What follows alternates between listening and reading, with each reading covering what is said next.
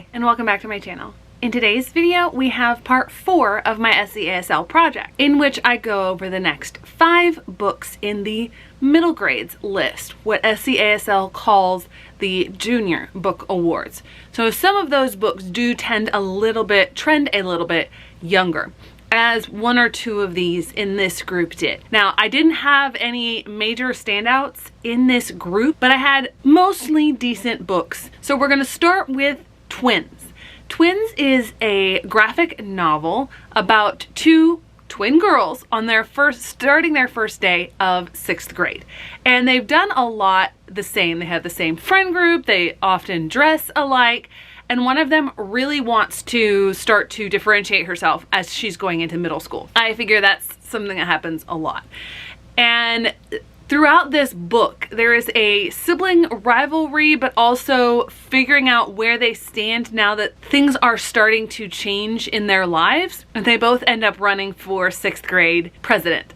And I just thought it was a very wholesome, feel-good story. And I really think that a lot of kids would enjoy it because it makes a lot of sense to their life. Now, I will admit that when I wrote out my notes, I forgot to put my star ratings, but I believe I rated this 3.5 stars, probably a high 3.5 stars. As far as rep goes, the twins are African American.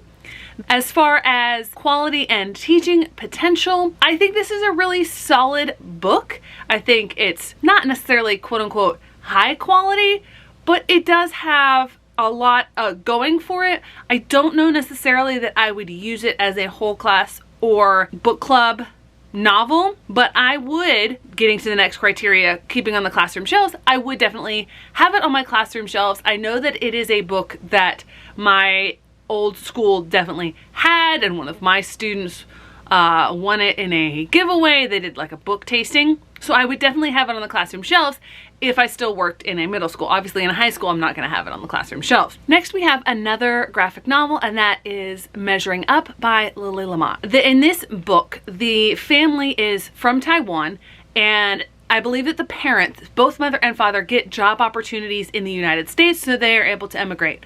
However, they are not able to bring, I believe it's the paternal grandmother, with them. And the main character has a really close relationship with her grandmother, and she's gutted that she's not able to still spend time with her.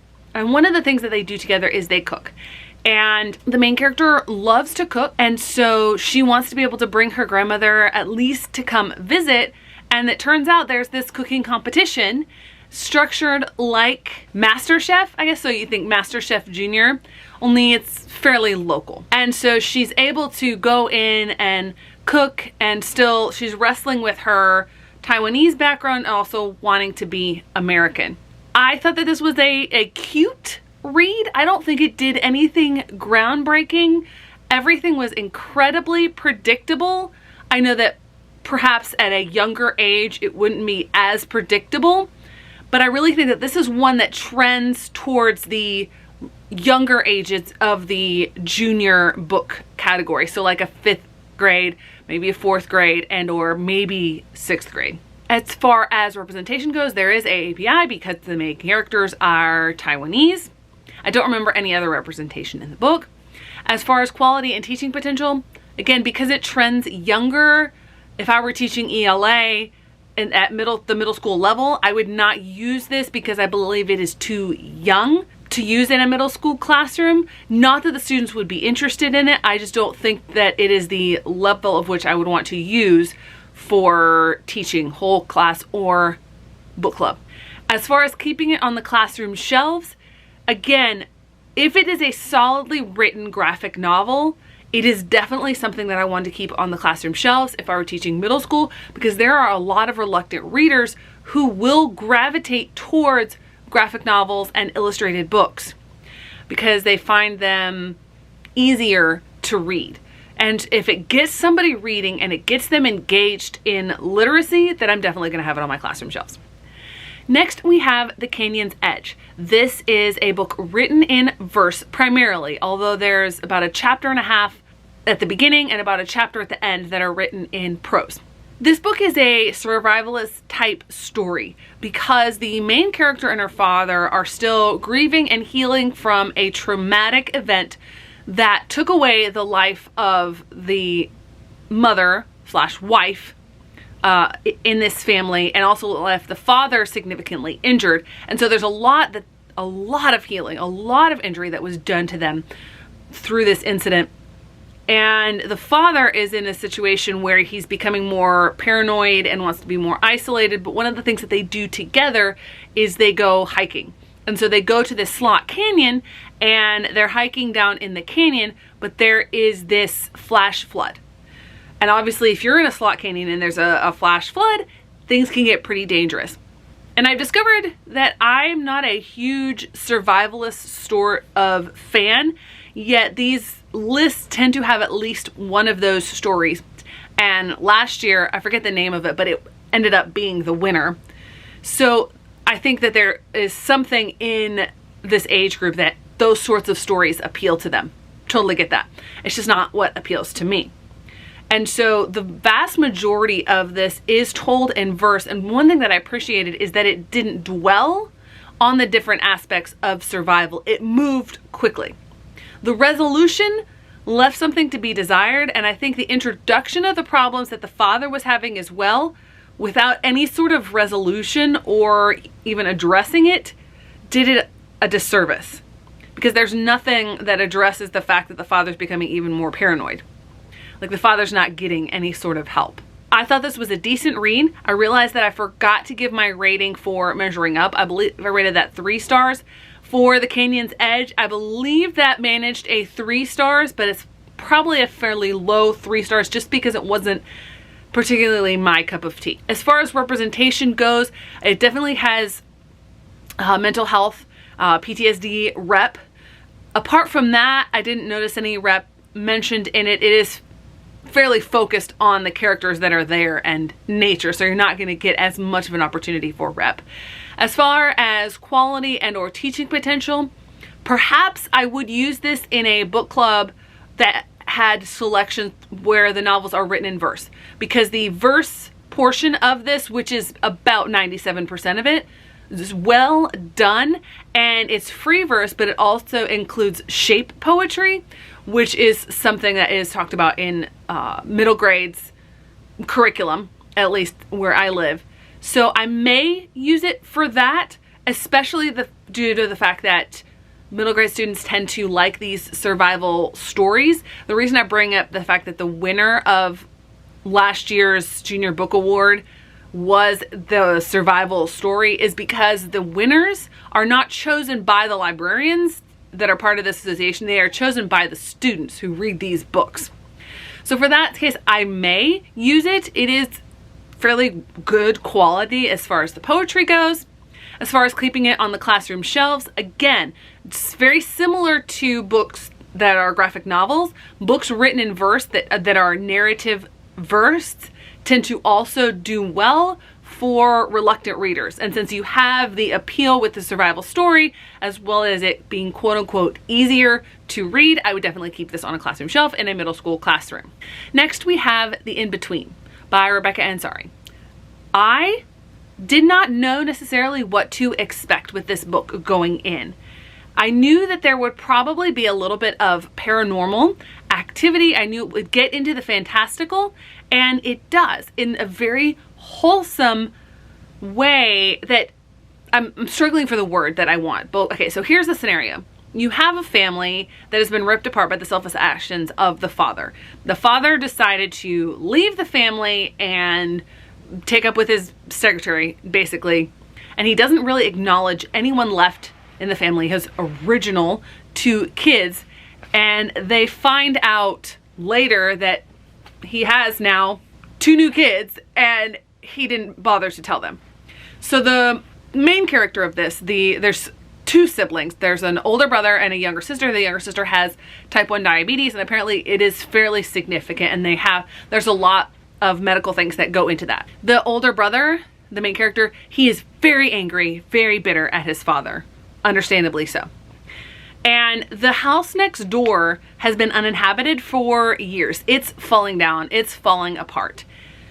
But he notices that a few months ago, it's back in shape. A family moved in and fixed it up.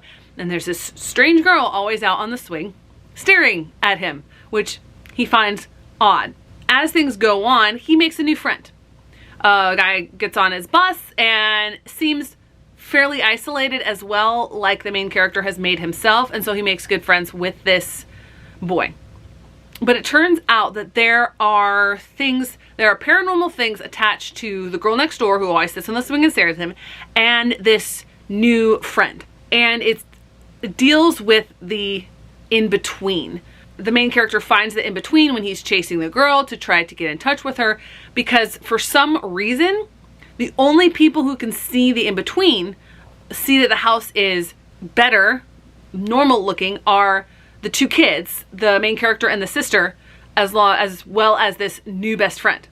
Because the mom thinks, well, that's a rundown dump, don't go over there. But there's a lot that goes into what it means to acknowledge, to be a friend, to remember to tell the story. And I can't get into a lot of those details because that would give away spoilers, but this is just very well written and I really enjoyed it. I'm pretty sure this was a very high 4 stars, not quite a 4.5 stars.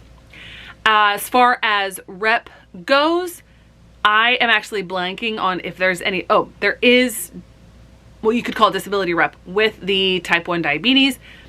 From what I know about that does seem fairly accurate with the younger sister. But other than that, I'm not really sure about any other sort of rep. As far as quality and or teaching potential, this is very high quality in a way that I think is engaging, getting in that paranormal interest, like what's actually going on. But I don't know what theme or topic that I would use this book to illustrate as part of a book club or a whole class novel.